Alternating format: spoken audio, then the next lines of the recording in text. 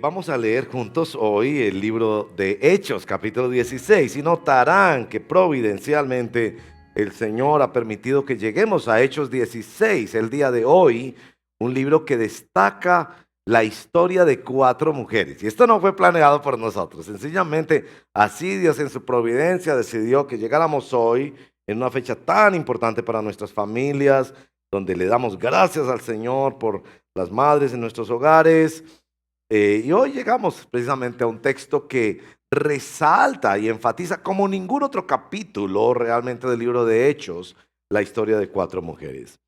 Y antes de eso quiero mostrarles el mapa para que sepan muy bien dónde estamos. A mí me gusta mucho mostrar los mapas, especialmente en el libro de Hechos y en otros textos bíblicos también, porque le hablan a uno de que esto, como dice San Pablo, no ocurrió en ningún rincón.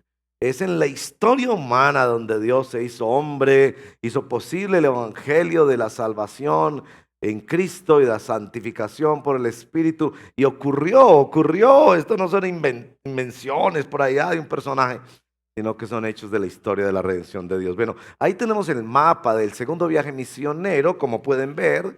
Si miran en la derecha de sus pantallas está Antioquía. Desde ahí salió también el segundo viaje misionero. Está marcado por los puntitos rojos. Y lo que Pablo y su comitiva hacen es que recorren primero ese sector de Derbe, Iconio, Listra, Antioquía, para dar una vuelta a las iglesias que habían comenzado en su primer viaje misionero. Realmente el segundo viaje misionero comienza cuando llegan a Toroas. Y Pablo desea hacer un trabajo allí en lo que hoy en día es la hermosa Turquía. Y no, el Señor no lo deja, como leeremos, el Señor se lo impide.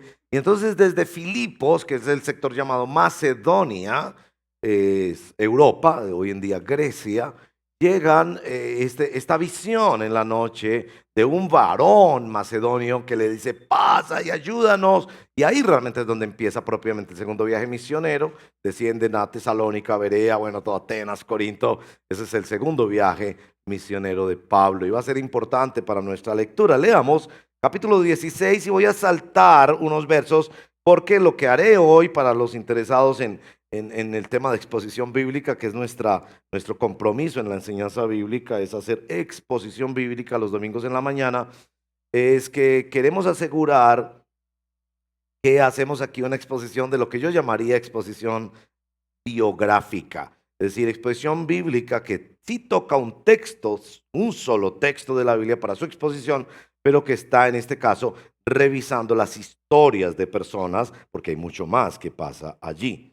A propósito, me han pedido que antes de la lectura les cuente que el próximo domingo habrá servicio de las 5 de la tarde. Hoy no habrá servicio de las 5 de la tarde. Hoy tuvimos un servicio excepcional a las 7:30 de la mañana con muy buena asistencia, donde venían toda esa cantidad de hombres que estaban corriendo para hacer el almuerzo en la casa. Un buen testimonio, pero el próximo domingo no habrá ese servicio. Tendremos los dos de 9 y 11 y el de 5 de la tarde, que va súper bien. La gente está encontrando ese como un espacio muy legítimo para vivir el domingo, el día del Señor, y para invitar familiares y amigos en las horas de la tarde. Capítulo 16, verso 1 y 2, leeremos ese primer fragmento, ya los voy llevando. Pablo llegó también a Derbe y a Listra, y estaba allí cierto discípulo llamado Timoteo, hijo de una mujer judía creyente. Ahí tenemos la primera mujer de esta historia, pero de padre griego. Esta mujer, nos informa, segunda de Timoteo, se llamaba Eunice. De este Timoteo, el hijo de Eunice, hablaban elogiosamente los hermanos que estaban en Listra y en Iconio. Muy probablemente Eunice es una judía convertida al cristianismo por obra de Dios a través del primer viaje misionero de Pablo. Saltamos al verso número 6 y quiero que ahí noten este asunto del llamado macedónico cuando el Espíritu no les permitió. Pasaron por la región de Frigia y Galacia, habiendo sido impedidos por el Espíritu Santo de hablar la palabra en Asia. Cuando llegaron a Misia, intentaron ir a Bitinia, pero el Espíritu de Jesús no se lo permitió. Entonces, pasando por Misia, descendieron a Toroas. Por la noche, se le mostró a Pablo una visión. Un hombre de Macedonia estaba de pie, suplicándole, pasa a Macedonia y ayúdanos. Cuando tuvo la visión, enseguida procuramos, y esta es la primera aparición de Lucas en el libro de Hechos. Ahí se incluye Lucas, el relator. Procuramos ir a Macedonia, persuadidos de que Dios nos había llamado para anunciar el evangelio. Y que saliendo de Troas navegamos directo a Samotracia y el día siguiente a Neápolis. De allí fuimos a Filipos, de la ciudad donde va a ocurrir lo que vamos a hablar sobre todo hoy, que es una ciudad principal de la provincia de Macedonia, una colonia romana. En esta ciudad nos quedamos por varios días.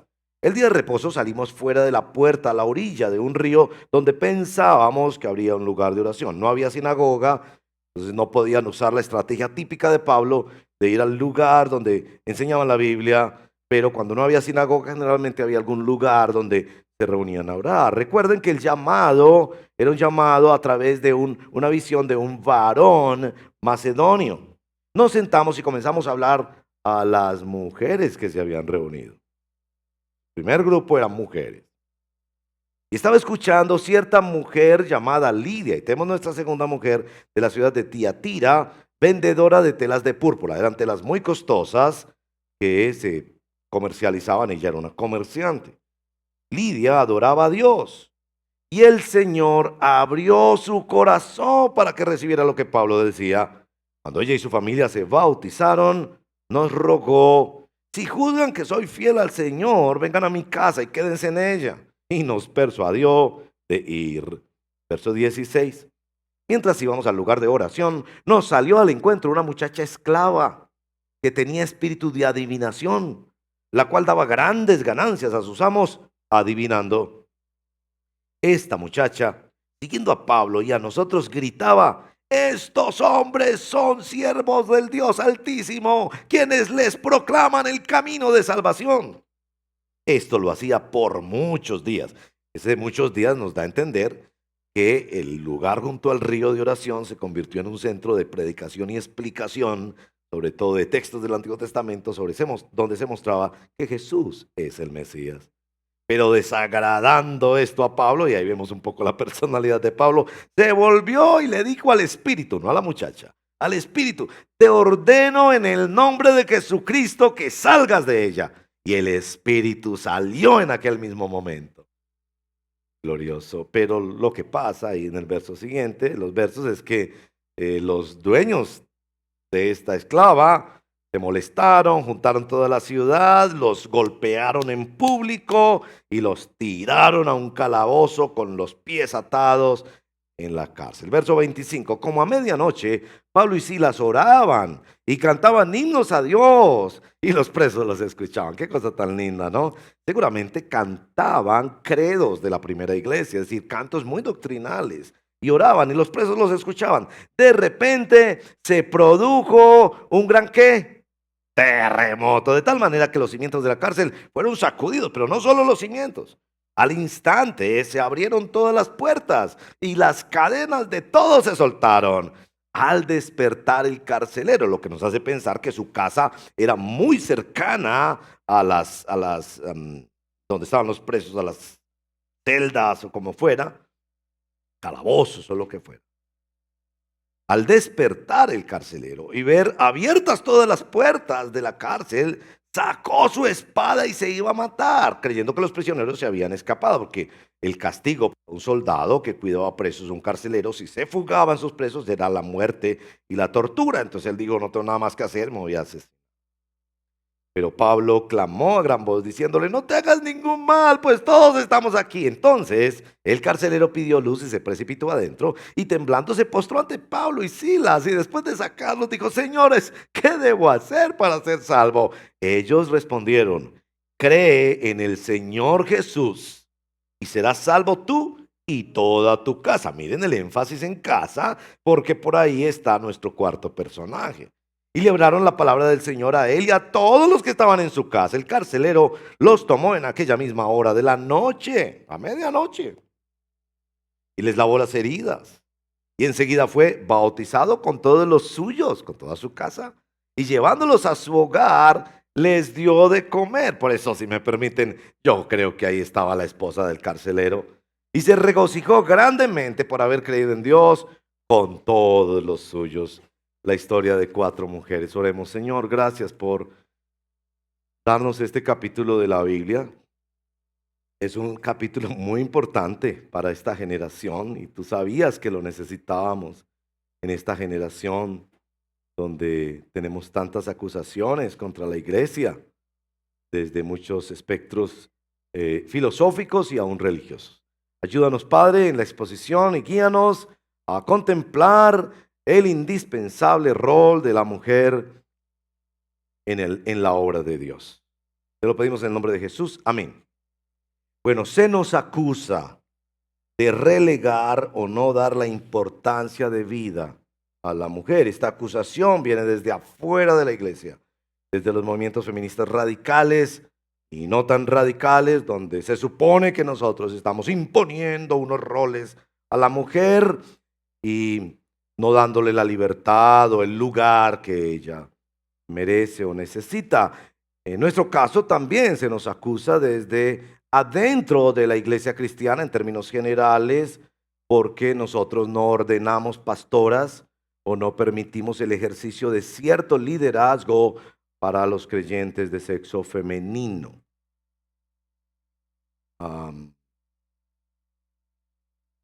Este capítulo está escrito para responder a eso. Nosotros no nos avergonzamos de decir que como cristianos y predicadores bautistas reformados, entendemos que el liderazgo del hogar y de la iglesia es un rol atributivo de los varones. No significa que las mujeres no lideran o no sirven o no son importantes y cruciales, sino que se le ha dado una mayor responsabilidad, liderazgo y autoridad a los varones, tanto en el hogar como en la iglesia. Y este texto responde a eso. Particularmente, este texto responde desde lo que yo llamo la paradoja del texto.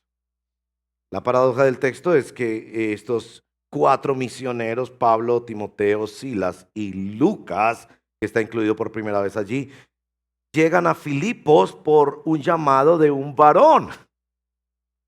Y durante las primeras semanas solo encuentran mujeres dispuestas a escucharlos.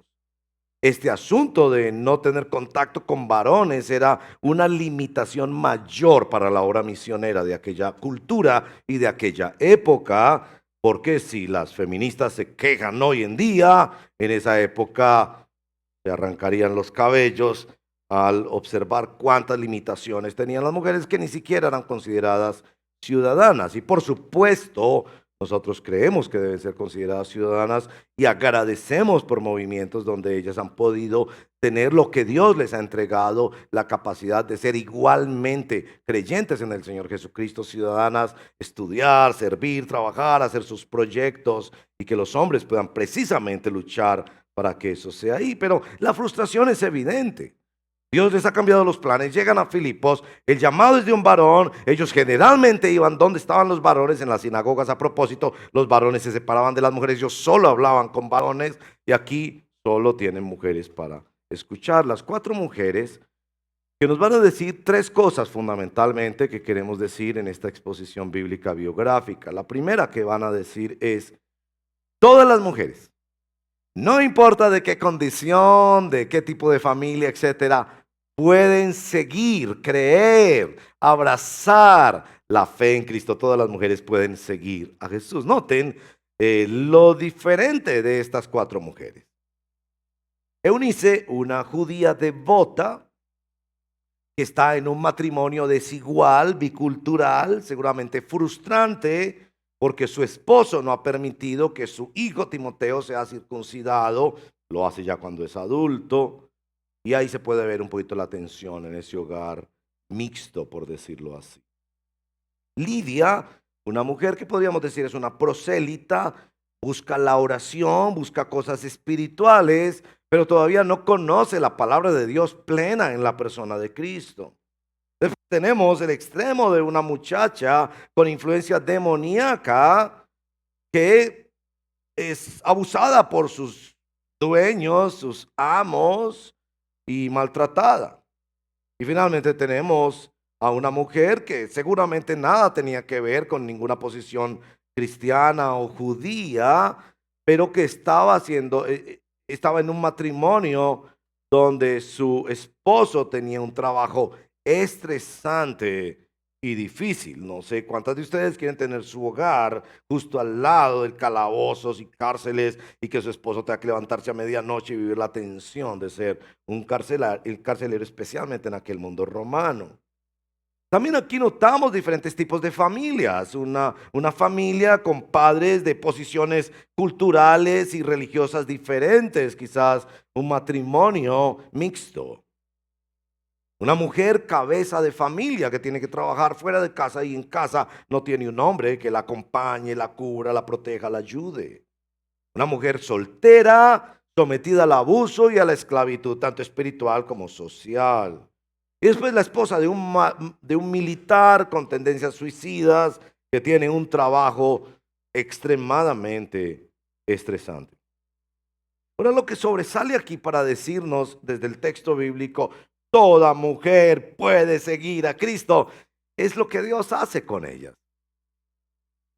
Eunice es una madre que decide cumplir su rol de mamá con paciencia, aunque su esposo no le ayude en esa tarea. Debería ayudarle, pero no le ayuda en eso. Y quizás Eunice es de las mujeres históricas que se levanta contra estos movimientos que le están diciendo las mujeres no sean mamás, no tengan niños, tengan perros y gatos. Lidia es la mujer trabajadora que tiene un exitoso negocio de muy buen nivel económico, pero que necesita que Dios abra su corazón. Es una mujer con algunas búsquedas espirituales, como Nicodemo, que oraba. Hay gente que busca la oración y encuentra cierto consuelo en la oración, pero todavía no conoce a Cristo y necesita que Dios abra su corazón. Y nos habla mucho de la evangelización, porque nosotros podemos hablar a la mente de las personas y tratar de hacerlo de la manera más razonable, clara y respetuosa. Pero nosotros no podemos abrir corazones. El que abre el corazón para que la palabra haga su obra es Dios, el Espíritu Santo. Tenemos una joven en la que Dios la libera en un momento inesperado, inclusive para los mismos apóstoles. Dios usa ese mal genio de Pablo para llevar esta palabra y finalmente liberar a esta mujer del abuso y del maltrato de sus amos. Pero tenemos también a la mujer del carcelero que en una noche desesperada, imagínense a una mujer viendo a su esposo a punto de suicidarse y después trayendo estos presos a casa. Y su esposo le dice, haga un sancocho. ¿Para quién? Para unos presos. Y ayúdeme a lavarle las heridas a quién, a los presos. ¿Cuáles heridas? Las mismas que yo produje. Y esa mujer encuentra la fortaleza de Dios para vivir ese momento. Y el texto nos está diciendo eso sencillamente. No importa cuál sea tu condición, mujer y hombre, tú puedes seguir a Cristo. No importa que hayas pasado por brujería y superstición. No importa que estés casada en un matrimonio con desigualdades y dificultades. Dios puede llegar a tu vida. Dios puede transformar tu vida. Todas las mujeres pueden seguir a Jesús. La segunda cosa que nos dicen nuestras historias es que todas las mujeres pueden servir a Jesús. Es notable en estas historias que estas mujeres no eran pasivas. No fueron simplemente receptoras de milagros u observadoras de lo que otros hicieron. Ellos fueron activamente siervas de Dios. A propósito de los milagros en Filipos. Los milagros en Filipos son muy diferentes a los milagros en otras ciudades que fueron también hechos por mano de los apóstoles. Revisemos rápidamente los milagros. Primero, el llamado de un varón macedonio que cambió totalmente los planes que ellos tenían para la misión. Después la liberación de una chica influida o controlada por demonio, pero no necesariamente eso era lo que ellos habían planeado, ni lo que la cultura o la ciudad estaba esperando. Sabemos que precisamente por eso fue que los metieron a ellos a la cárcel. Y después otro milagro que es un terremoto. Sí está el milagro mayor de lo que Dios hizo en sus vidas, pero sobre todo cómo Dios usó el servicio de estas mujeres. Eunice formó un hijo.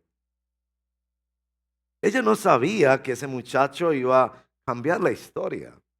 Iba a ser el sucesor de Pablo, el gran predicador de la ciudad de Éfeso, de donde se evangelizó y se discipuló a toda Asia Menor. Ella sencillamente fue fiel a Dios, que le señaló ese rol aún en una condición difícil.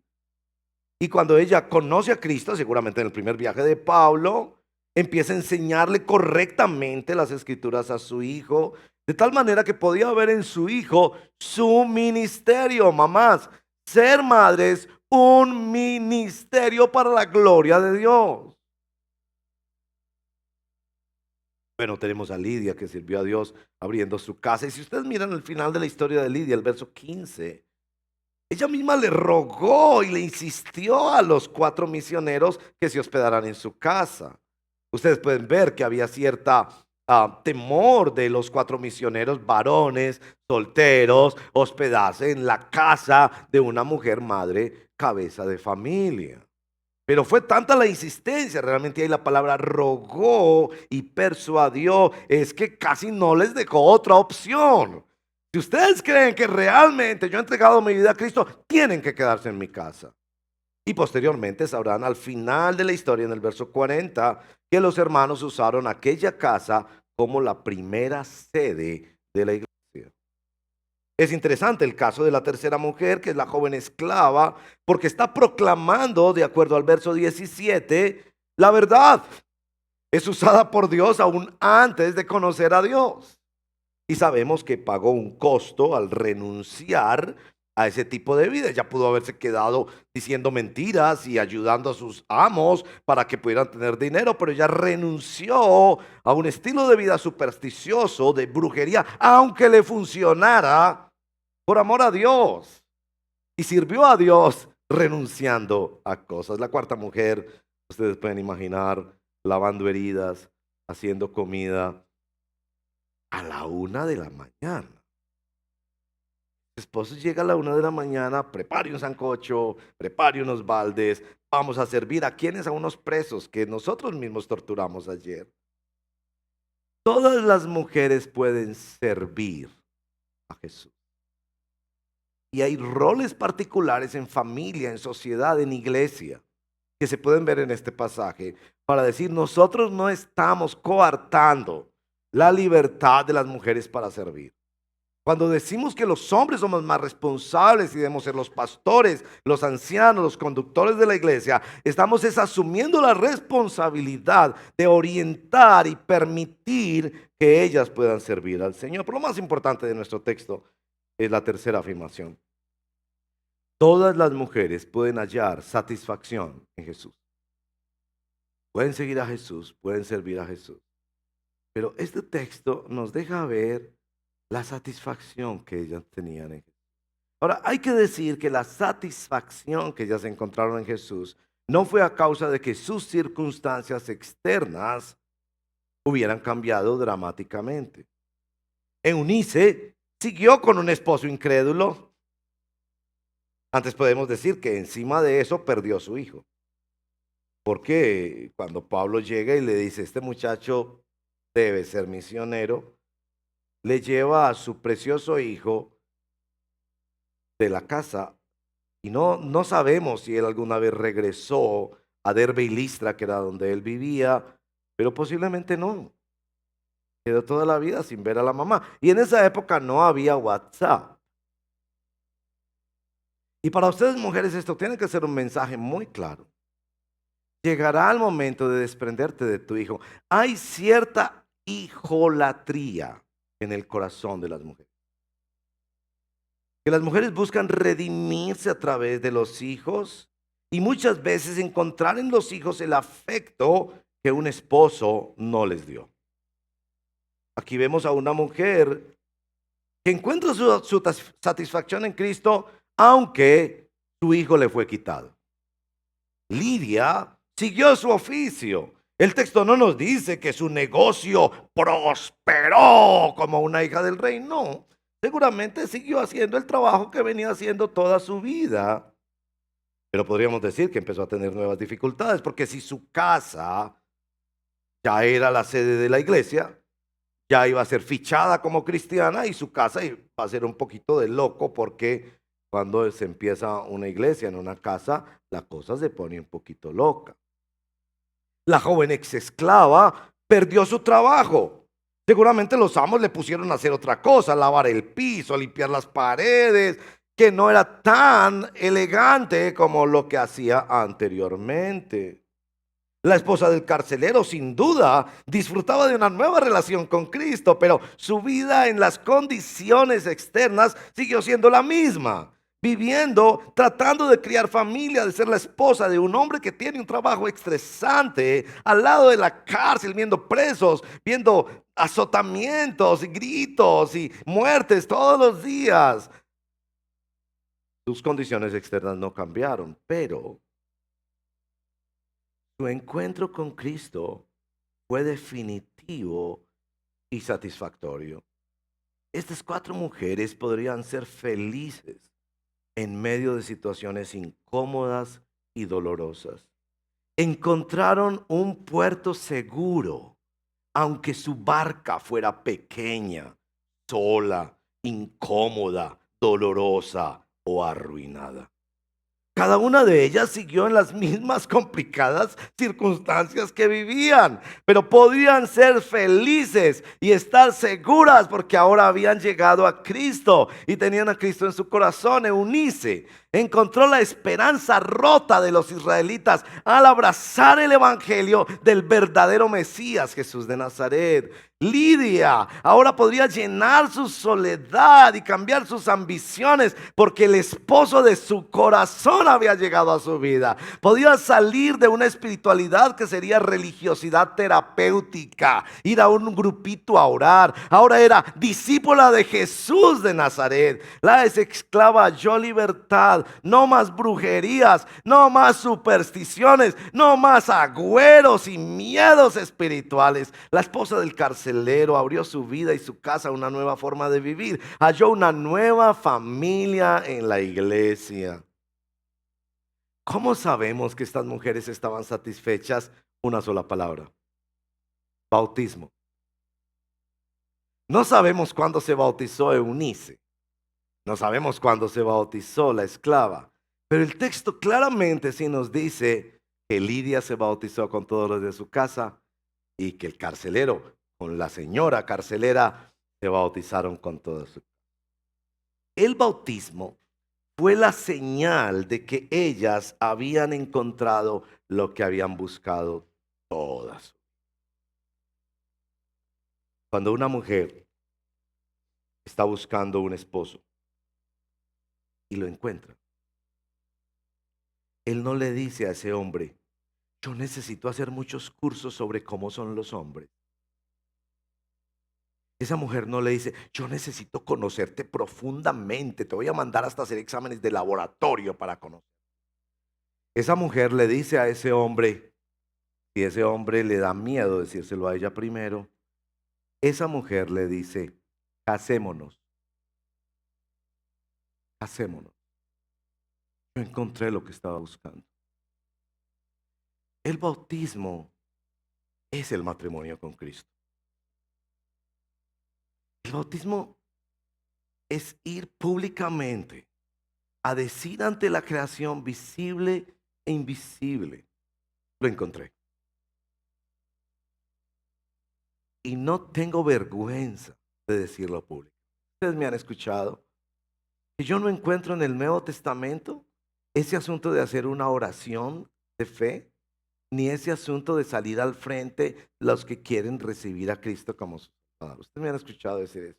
Eso es una invención que tiene 150 años en la iglesia cristiana y lo inventó un evangelista que se llamó Charles Finney. Lo que yo encuentro en el Nuevo Testamento es que la gente le decía sí a Cristo bautizándose. Iban al altar con Cristo. Para muchos en los primeros siglos significó poner la lápida sobre sus cuellos. Porque cuando los veían públicamente que se estaban bautizando, decían: estos están tomando en serio su cristianismo, hay que perseguirlos porque tienen otro señor diferente al César. El bautismo representaba para la esposa del carcelero y para Lidia Lo encontré. Por supuesto, ellas querían aprender mucho más. Querían vivir con él, con la gente de él. Querían resolver asuntos personales. Querían cada vez más desprenderse más y más de las vanidades de este mundo. Pero por Dios, lo encontraron. Y mujeres, ¿saben una cosa? Muchas de ustedes viven deshojando margaritas. Y yo le pregunto a veces, con esas preguntas así incisivas de los pastores, ¿eres cristiana? Y tú me respondes, pastor, ahí vamos en el camino, ahí vamos en el camino. ¿Eres cristiana? Y me responde, pastor, ay, cuánto quisiera, pastor, yo poder decir eso. No, es como preguntarte, ¿estás casada? Tú puedes decir, me casé ayer, apenas estoy aprendiendo qué significa ser casada. Pero claro, estoy casada. Tengo un anillo, tengo un certificado. Mire las fotos del altar. En el bautismo yo digo, ya lo encontré. Claro que tengo mucho que aprender. Claro que ni sé qué es ser cristiano. Claro que ni sé qué significa qué hace un cristiano cuando tal y tal situación. Pero lo encontraste. Esas mujeres fueron satisfechas en Cristo. Ellas supieron que Cristo era su vida, su tesoro, su amor, que no necesitaban buscar más, que no necesitaban un hombre en sus vidas, que no necesitaban plata, que no necesitaban milagros en sus vidas.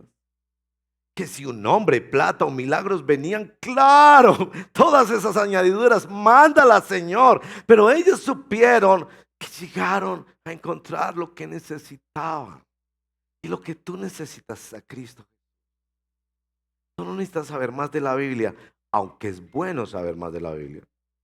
Tú no necesitas más milagros, aunque necesitamos muchos milagros. Tú no necesitas un hombre o una mujer en tu vida.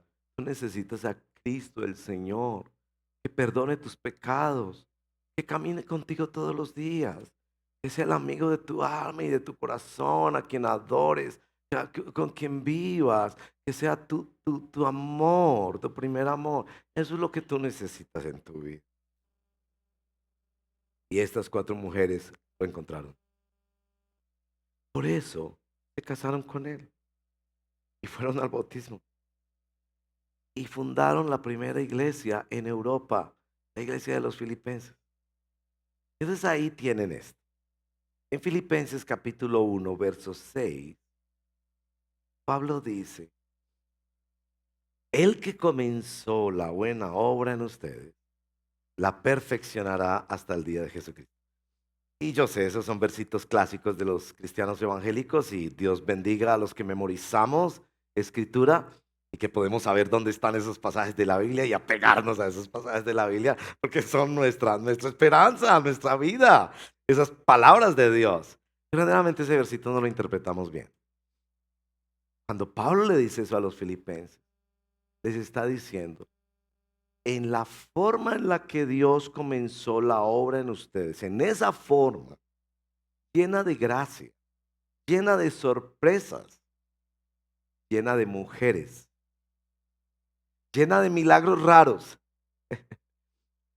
llena de fundar una iglesia, llena de ser diferentes dentro de la iglesia, una esclava, un carcelero, una señora rica. La forma en la que Dios lo hizo, Él la seguirá haciendo hasta el fin. Es una forma un poco mejor de entender ese versito de la Biblia, ¿cierto? Que nos habla del lugar de las mujeres en la vida y en la obra de Dios. Nosotros necesitamos que ustedes mujeres sigan siendo un ejemplo para nosotros. Yo sé que en nuestra iglesia Dios nos ha bendecido con tener el ministerio de reto, que es maravilloso y todos los hombres deben participar en ese ministerio, por favor, los que todavía no lo hacen. Me gozo de saber que ayer, en la reunión de reto de varones, la reunión mensual, los cupos se acabaron, algunos no pudieron entrar porque se durmieron y esperaron hasta el final y ya no había cupo para participar. Pero estamos mejorando, estamos mejorando. Pero sí tenemos que decir, como en la mayoría de iglesias cristianas evangélicas que predican la palabra de Dios, ¿Quiénes son las que más responden para enseñar en el Redel Junior? ¿Quiénes son las que más abren sus casas para rebaños? ¿Quiénes son las que más participan en la EVI? ¿Quiénes son las que más van a viajes misioneros? ¿Quiénes son las que más apoyan la obra social? ¿Quiénes son las? Y el texto tiene un sabor de humillación. Están estos 4 misioneros que en el primer viaje habían visto cosas, pero téngase fino, porque los milagros que Dios hizo con Pablo y con su equipo, que sabían lo que había que hacer, y llegan y las cosas no les funcionan como ellos pensaban. Ese sabor a humillación que nos traen las mujeres en el pueblo de Dios. No porque ellas nos quieran humillar, no, sino porque ellas siempre van un paso más adelante en el servicio. Porque ellas siempre son las que van una hora más, las que sirven más, las que responden más, las que ofrendan y diezman más, las que buscan más consejería cuando lo necesitan, las que oran más los miércoles a las 5 de la mañana. Pregunte cuántos son hombres, cuántas son mujeres. Los viernes, en nuestra oración de los viernes, pregunte cuántos son hombres, cuántos son mujeres. Pregúntese en los ayunos, pregunten en las jornadas que hacemos de servicio, en Clínica del Alma. Pregunte y se sorprenderá. 20 mujeres, 2 hombres. Y claro, damos gracias al Señor por esos 2 hombres. No se desanimen, no se desanimen. Estamos mejorando. Nos demoraremos como 500 años para mejorar, pero vamos mejorando. Es ese sabor de dejémonos humillar por el Señor a través de estas mujeres preciosas que tienen un lugar indispensable en la obra del Señor. Y Dios seguirá haciendo su obra así. Ustedes mujeres también, recuerden que aunque ustedes son tan preciosas en el servicio, les cuesta mucho entender el Evangelio. Y la explicación es muy sencilla. Ustedes, todo lo que tienen en la vida, se lo han ganado con grandes sacrificios.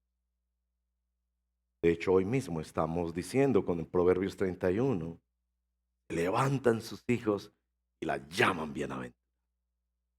Entonces ustedes se han ganado todo en la vida con mucho sufrimiento, con muchos. Entonces cuando ustedes llegan al Evangelio, ustedes empiezan a vivir un evangelio de obras, de hacer y hacer y hacer y hacer para ganarse el cielo. Y yo tengo que decirles, ninguno de nosotros nos podemos ganar el cielo, solo por la gracia. Precisamente en eso descansó la predicación de Pablo cuando llegó a aquel lugar. Todas esas mujeres tuvieron que entender, no es porque yo haya lavado heridas en medio de la noche, o porque haya abierto mi casa, o porque ya yo renuncié a mi trabajo, o porque crié un hijo, que por eso Dios me da su salvación. No, no, no, no. Es la gracia de Dios. Todos somos pecadores que vamos camino al infierno. Y tenemos que renunciar a nuestra religión de obras para abrazar el evangelio de la gracia que nos es ofrecido por la fe en nuestro Señor Jesucristo. Mujeres, vivan vidas centradas en el evangelio. Las damas de nuestra iglesia acaban de terminar ese libro maravilloso, Vida Centrada en el Evangelio. Y si tú no puedes venir a las damas, por favor, compres el libro y léelo, medítalo, porque te enseña mucho sobre cómo renunciar a una religiosidad de buenas obras y poner tu fe y tu confianza en el Señor Jesucristo. Varones, hemos de cuidar, ensalzar, proteger más y más a las mujeres, a las niñas, a las jóvenes, a las mayores. Asegurar que ellas puedan tener un lugar en nuestra iglesia para servir, amarlas, respetarlas, valorarlas, luchar en nuestra sociedad para que no haya el más mínimo maltrato a la mujer. Deberíamos marchar en las calles para que cada vez haya leyes más estrictas y más severas contra cualquiera que maltrate a una mujer o un niño. Nosotros somos llamados a cuidarlas y a protegerlas y asegurar que ellas tengan un lugar en la familia, en la iglesia y en la sociedad.